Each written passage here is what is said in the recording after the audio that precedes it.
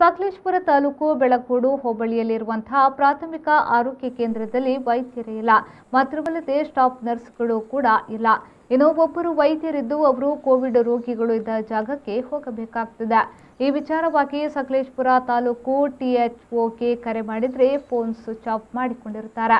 ಈ ಪ್ರಾಥಮಿಕ ಆರೋಗ್ಯ ಕೇಂದ್ರದ ಬಗ್ಗೆ ಶಾಸಕರು ಗಮನ ಹರಿಸಬೇಕಾಗಿದೆ ಎಂದು ಹೇಳುತ್ತಾರೆ ಇಲ್ಲಿಯ ಸ್ಥಳೀಯರು.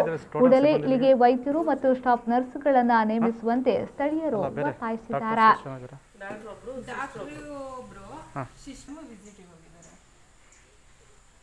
ನೀರು ಬಕೆಟ್ ಎಲ್ಲ ಯಾಕೆ ತೆಗೆದಿಟ್ರಿ? ಅಂದ್ರೆ ಕ್ಲೀನ್ ಮಾಡ್ತೀವಲ್ಲ, ಇನ್ನು ಯಾರು ಜನ ಬರಲ್ವಲ್ಲ. ಓ, ಈಗ ಮಧ್ಯಾಹ್ನ 1 ಗಂಟೆ ತನಕ ಮಾತ್ರ? ಇಲ್ಲ, ಇಲ್ಲಿ ಯಾರು ಬರಲ್ಲ ಇನ್ಮೇಲೆ. ಅದಕ್ಕೆ ನಾವು ಕ್ಲೀನ್ ಮಾಡೋದು. ಹಂಗೆ ಬಂದ್ರು ಅಂದ್ರೆ ಮತ್ತೆ ಹೊರಗಡೆ ಒಬ್ಬೊಬ್ರಿಗೆ ನಮ್ಮ ಫೋನ್ ನಂಬರ್ ಎಲ್ಲ ಕೊಟ್ಟಿರ್ತೀವಿ. ಆಯ್ತು, ಈಗ ಡಾಕ್ಟ್ರೆ ಫೋನ್ ತೆಗಿತಿಲ್ವಲ್ಲ ಸರ್? ವಿಸಿಟ್ ಅಲ್ಲಿ ಇರ್ತಾರೆ, ನಾನು ಮಾಡ್ತೀನಿ ಸರ್. ಏನೋ ತುರ್ತು ಪರಿಸ್ಥಿತಿ. ಯೋಗೇಶ್ ಬಿಜೆ, ವಿ4 ನ್ಯೂಸ್, ಹಾಸನ.